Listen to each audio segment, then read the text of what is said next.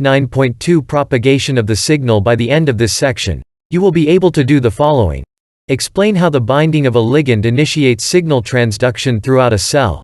Recognize the role of phosphorylation in the transmission of intracellular signals. Evaluate the role of second messengers in signal transmission. Once a ligand binds to a receptor, the signal is transmitted through the membrane and into the cytoplasm. Continuation of a signal in this manner is called signal transduction. Signal transduction only occurs with cell surface receptors, which cannot interact with most components of the cell such as DNA. Only internal receptors are able to interact directly with DNA in the nucleus to initiate protein synthesis. When a ligand binds to its receptor, conformational changes occur that affect the receptor's intracellular domain. 236 Chapter 9, Cell Communication. Access for free at openstax.org. Conformational changes of the extracellular domain upon ligand binding can propagate through the membrane region of the receptor and lead to activation of the intracellular domain or its associated proteins. In some cases, binding of the ligand causes dimerization of the receptor, which means that two receptors bind to each other to form a stable complex called a dimer. A dimer is a chemical compound formed when two molecules, often identical, join together. The binding of the receptors in this manner enables their intracellular domains to come into close contact and activate each other. Binding initiates a signaling pathway after the ligand binds to the cell surface receptor. The activation of the receptor's intracellular components sets off a chain of events that is called a signaling pathway, sometimes called a signaling cascade.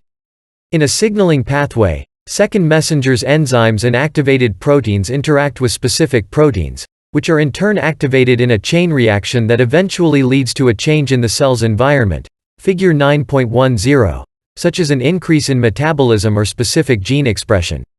The events in the cascade occur in a series, much like a current flows in a river. Interactions that occur before a certain point are defined as upstream events, and events after that point are called downstream events.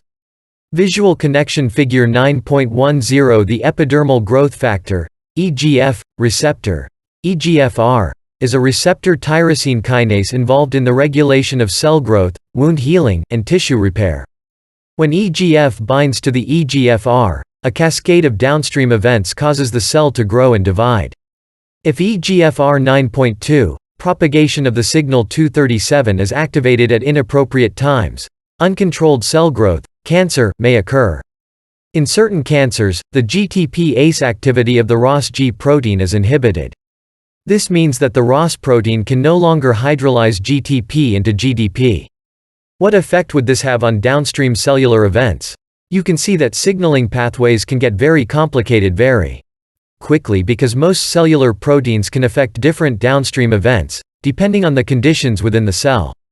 A single pathway can branch off toward different endpoints based on the interplay between two or more signaling pathways, and the same ligands are often used to initiate different signals in different cell types.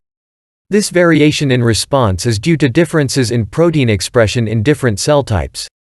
Another complicating element is signal integration of the pathways, in which signals from two or more different cell surface receptors merge to activate the same response in the cell. This process can ensure that multiple external requirements are met before a cell commits to a specific response. The effects of extracellular signals can also be amplified by enzymatic cascades. At the initiation of the signal, a single ligand binds to a single receptor. However, activation of a receptor-linked enzyme can activate many copies of a component of the signaling cascade, which amplifies the signal. Link to learning. Observe an animation of cell signaling at this site. http://openstax.org/l/cell_signals.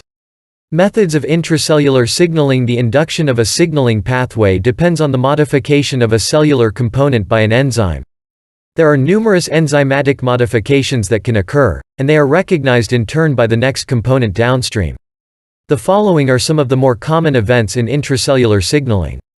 Phosphorylation. One of the most common chemical modifications that occurs in signaling pathways is the addition of a phosphate group, PO4-3, to a molecule such as a protein in a process called phosphorylation.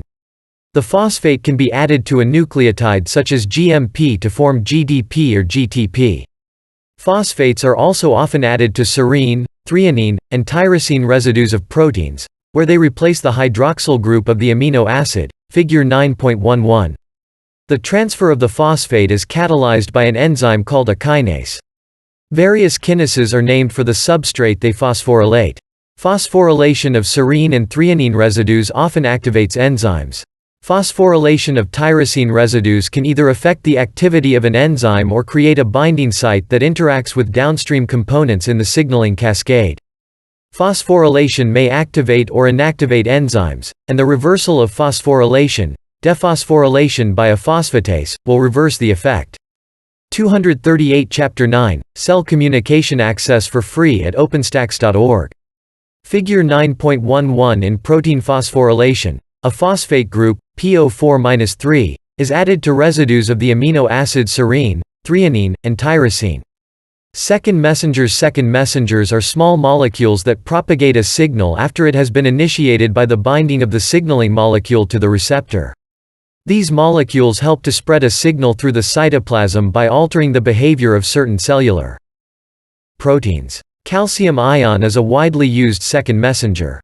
The free concentration of calcium ions, Ca2+, within a cell is very low because ion pumps in the plasma membrane continuously remove it by using adenosine 5'-triphosphate, ATP.